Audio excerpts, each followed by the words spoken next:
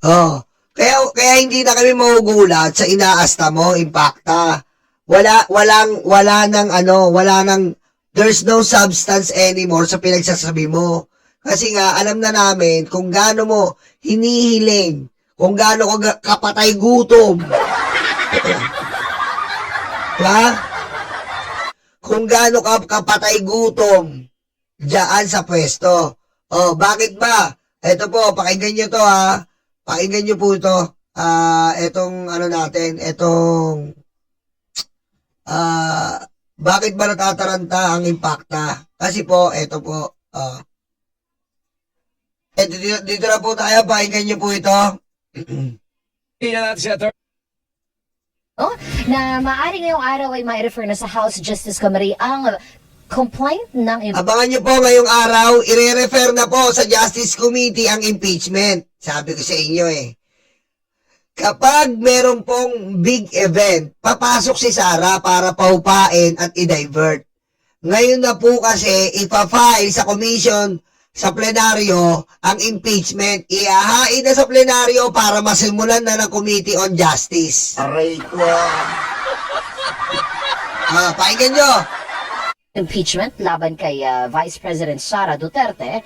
So kausapin na natin ang isa sa mga miyembro ng House of Representatives, Chairperson ng House Committee on Good Government and Public Accountability. Sila yung unang nag-iimbestiga dun sa mga maanumalyang paggamit nga. Very active noong panahon na yun. Yes, at ang ating Manila 3rd District Representative, Congressman Joel Chua, joining us on Zoom. Kong Joel, good morning. Peter Rodriguez sa programang Balita Patan. How are you doing po? Hi, good morning at magandang umaga rin po sa lahat ng inyong mga taga-subaybay. Very good to see you, Rep. Joel, and good morning as well.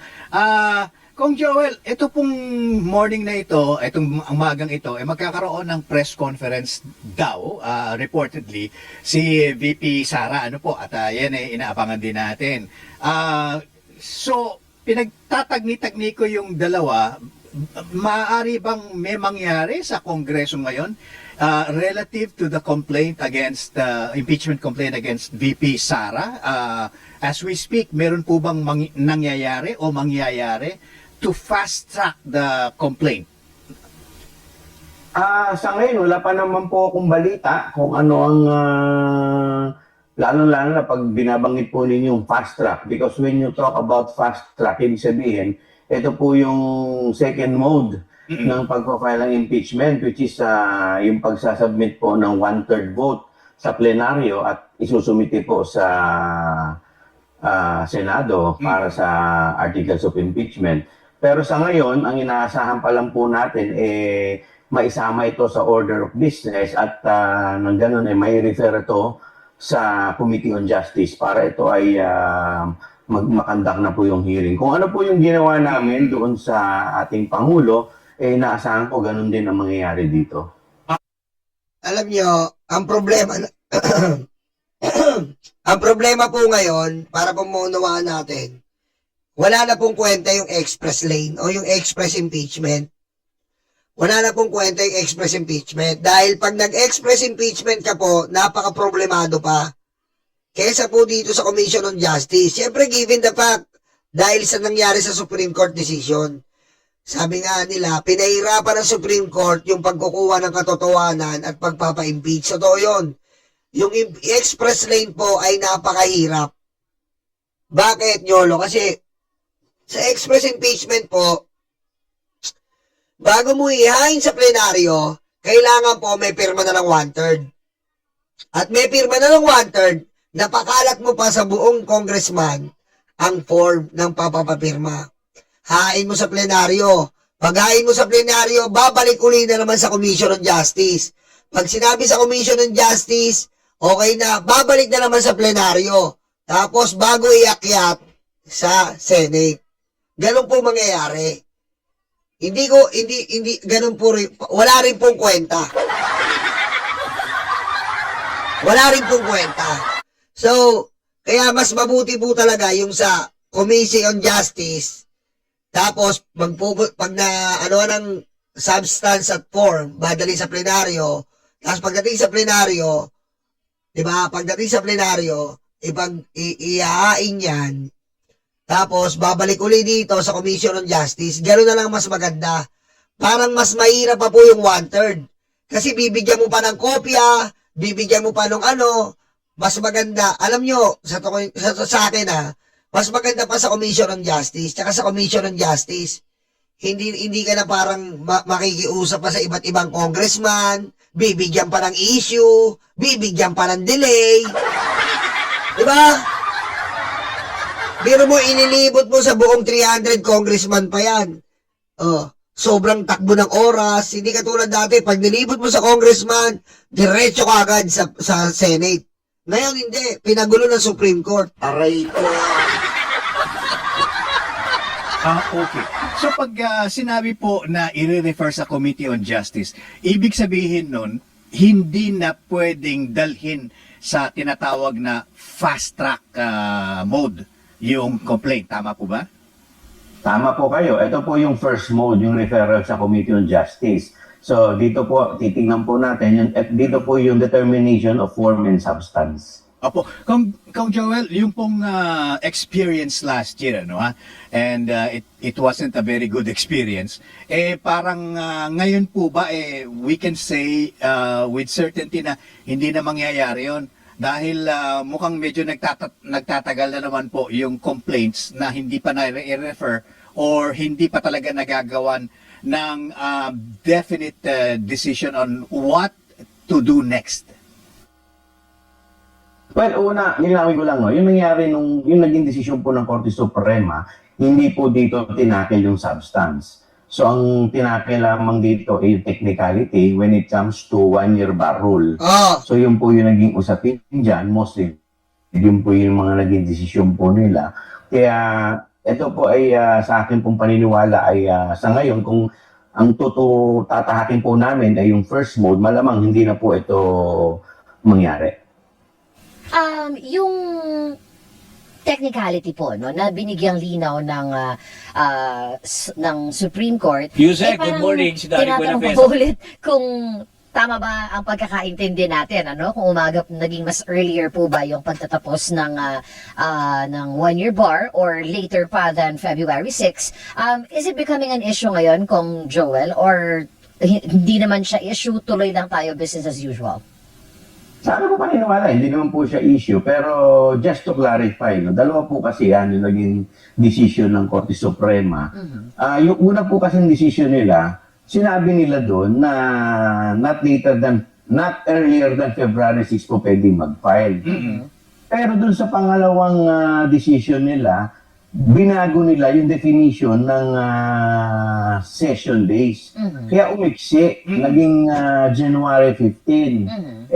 Since yung filing po, at may labas nila yung kanilang decision nung January 28 lamang, so nagsimula po yung bilang neto nung February 2. Kaya ngayon, lumalabas yung 10 session days, maglalaps on February 23, kung hindi po ako nagkakamali. Opo, the So, reason yan why... Opo. 10 session days. Opo. The reason why I'm asking, Kong Joel, kasi di po ba, may 3 impeachment complaint ngayon na nakahain.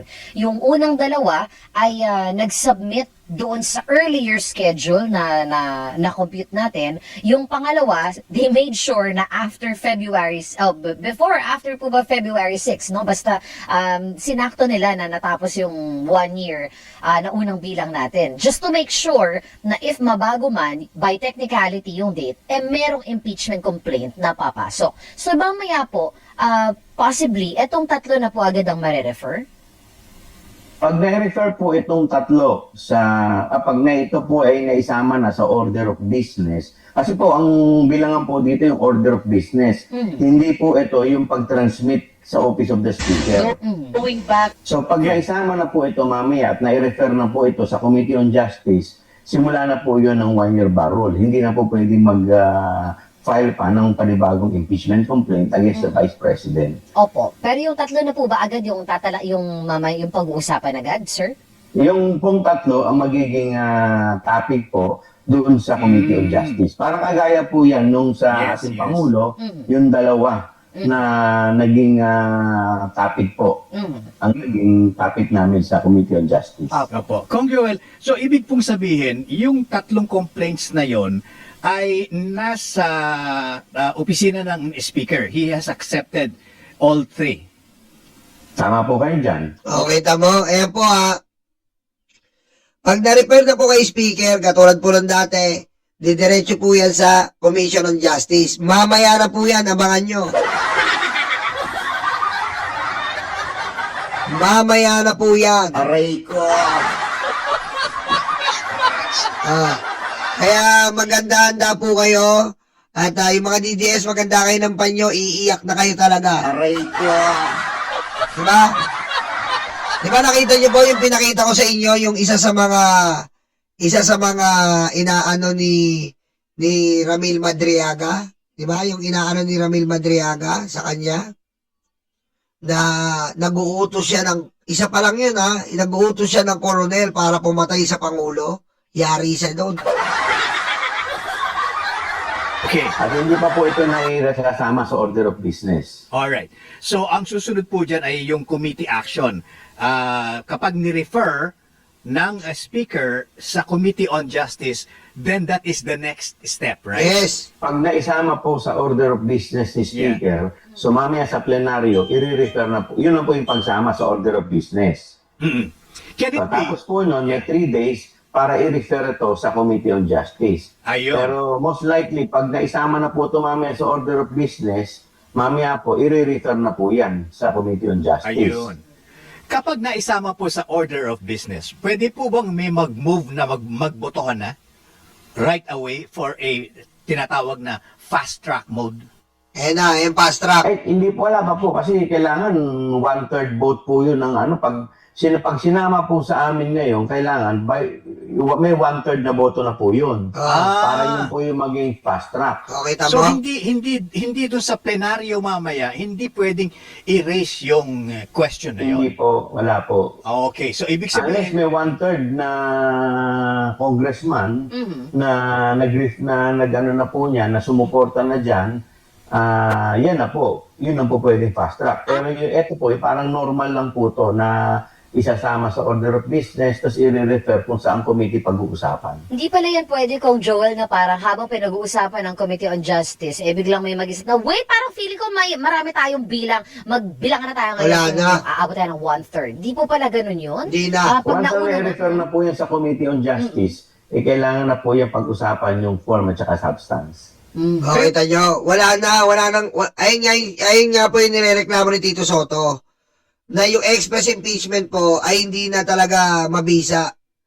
Kailangan, bago mo iayin sa plenaryo, meron na kayong pirma.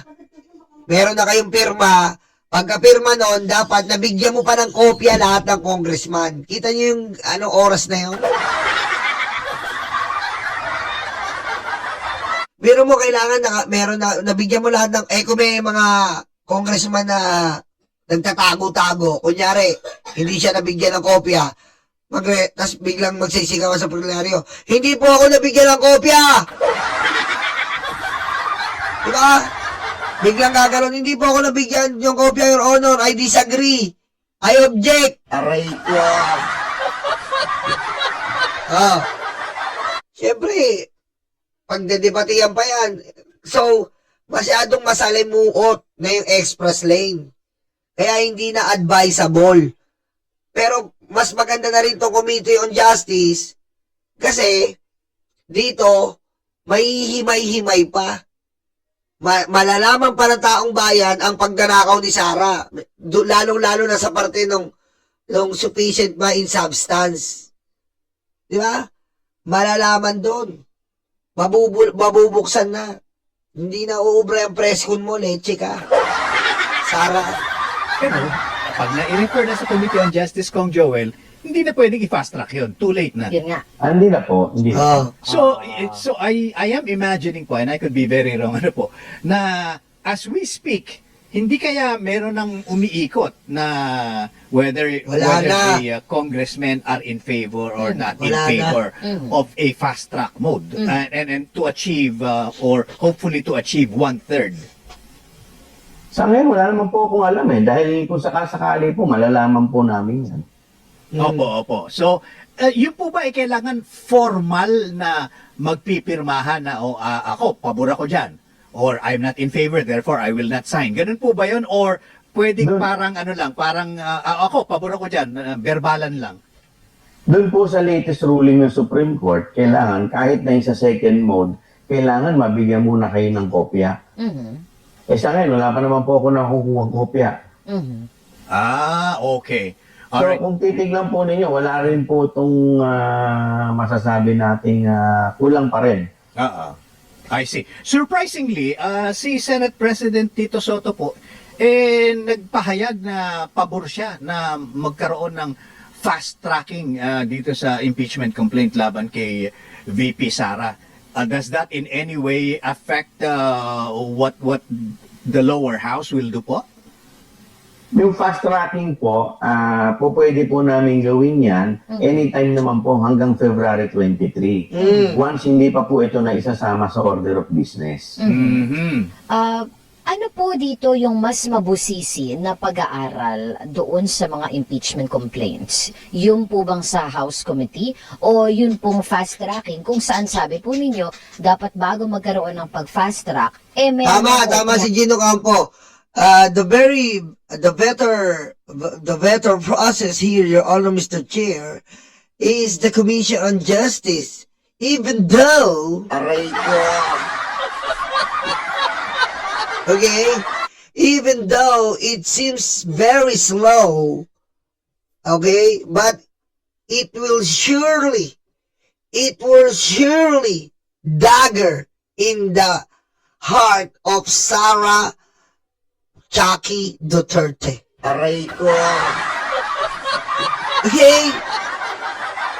So, let's take it slow. Let's take it slow, so slow. Anywhere we wanna go. Chakilita, yari na. ang lahat. Kung tatanungin po natin kung ano mas mabusisi, siyempre po yung first mode po. Dahil yung first mode po, dadaan po ito sa committee, talagang per ground po, pinag-usapan po namin kung sufficient in substance. At doon, hindi na maipagkakaila ng ilang congressman na hindi nila nabasa. Hindi rin mapagkakaila na walang due process. Yes. Dahil doon po, talagang lahat bubusi, pag-aaralan, pag-uusapan, at magbibigay ng kanya-kanya mga opinion.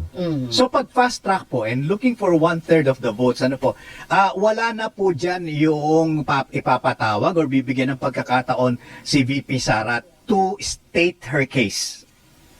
Doon po sa mga, yun po yung naging issue dati na sinasabi nila kasi po, fast track nga po eh. So, normally makagather ka lang ng 1/3 vote, isasubmit ito sa plenaryo. Pag nakakuha ng 1/3 vote, itatransmit na ito sa Senado. Yun po yung nangyari sa impeachment ng dating Presidente Erap. Ganon din po yung nangyari sa impeachment ni Supreme Court Justice, dating Supreme Court Chief Justice. Ayun, ang dami natin nalinawan. Kong Joel, maraming So dito talaga tayo. Kasi po, dito po talaga tayo sa slow but surely. Kasi ito pong express impeachment, wala na pong kwenta. Inuulit ko, kasi po sa express impeachment, kailangan po na mag-1/3 ka. Bago ka mag-1/3 at ihain sa plenaryo, kailangan may kopya muna ang mga congressman. Tapos, kailangan po isa-isa may kopya. Pag wala po, pwede silang magreklamo. At pwede pong maging technicalities na naman po ito at maging daan para ilapit na naman sa Supreme Court. Kapag hindi po nabigyan ng kopya at hindi nabigyan ng paalam dito sa impeachment, ang ibang congressman pwede din naman ilapit to bilang technicality sa Supreme Court. Unlike po dito sa Commission on Justice, napakabagal pero napakasigurado naman. Dito po, mamaya po ibabanggitin na sa plenaryo na meron pong 3 impeachment complaint that is been filed to the Vice President. Your Honor, Mr. Chair, gaganon yan, mamaya. Your Honor, Mr. Chair! Nasa plenaryo na, di ba? Congressman, Luistro. Your Honor, Mr. Chair! We'd like to inform our plenary that there's a tree-replacement complaint regarding Vice President Sara Zimmerman Chakalita Duterte.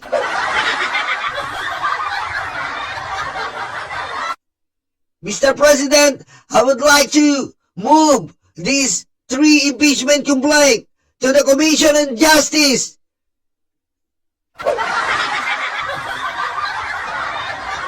Diba? Gagano na naman yan. Moving the tree impeachment complaint to the Commission on Justice and gagapupukpukin. Bang! Pagpukpuk po, moving the tree impeachment complaint to the Commission on Justice, pukpuk, pak! Tapos kinabukasan, ayan na, nasa Commission on Justice na tayo. Pagdating sa Commission on Justice, let us vote if this three isa-isahin yun. Kung unang impeachment muna. This impeachment complaint is sufficient in form. Ayan naman tayo, sufficient in form. Tapos, yung pangalawa naman, this is sufficient in form. Yung pangalawa. Sir Rodwell Jose, thank you. Killing me softly. Yan, tama. Killing me softly. Tapos yung pangatlo na naman, sufficient in form. Tapos nun, okay, we have decided that this tree replacement complaint is sufficient in form. Kinabukasan naman, pagising natin, isa naman. Okay, we have to recognize if this first impeachment sufficient in substance. Talaga naman tayo.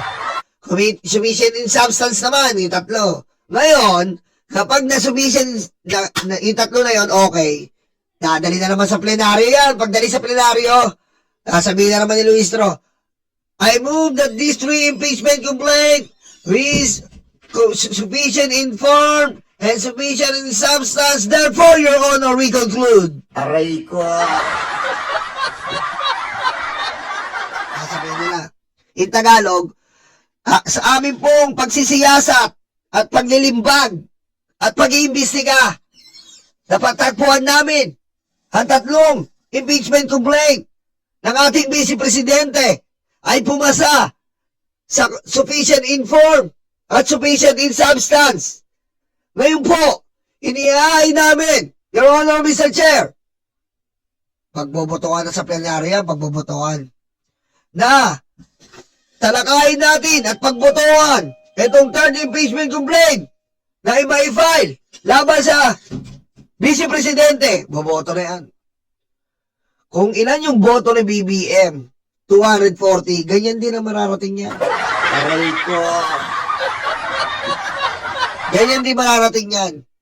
Ganyan din ang mararating yan. Maano yan. Tapos pagdating doon, babalik na naman yan sa Commission on Justice. Babalik.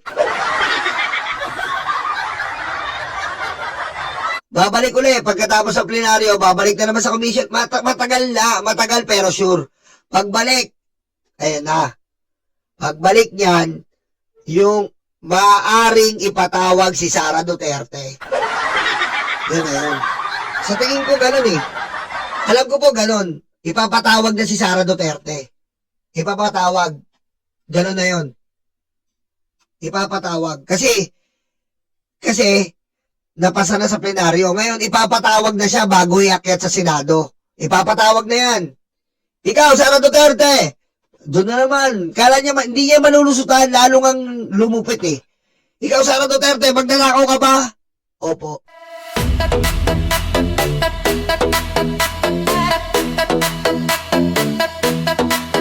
Takot na ang mga aso, dumarating ang mga kaso. Sila ay sinusundo na, dadalhin sa tatay nila. Aray waranto, takbo na bato, takbo na bato, takbo na bato. Aray waranto.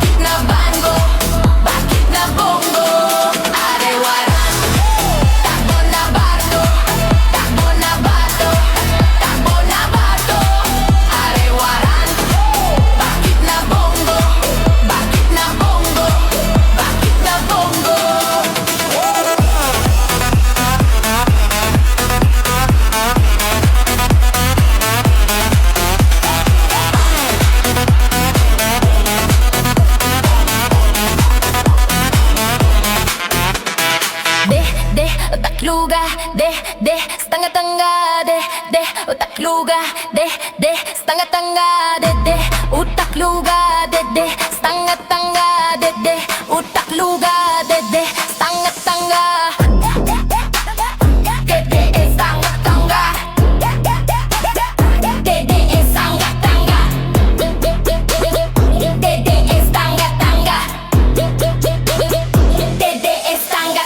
Agay warang, takbo na bato, takbo na bato, takbo na bato. Aray warang, bakit na bongo, bakit na bongo, bakit na bongo. Aray warang, takbo na bato, takbo na bato, takbo na bato. Aray warang, bakit na bongo, bakit na bongo, bakit na bongo. Kuduro yung betlog, tatay yung karton. Kuduro yung betlog, tatay yung karton.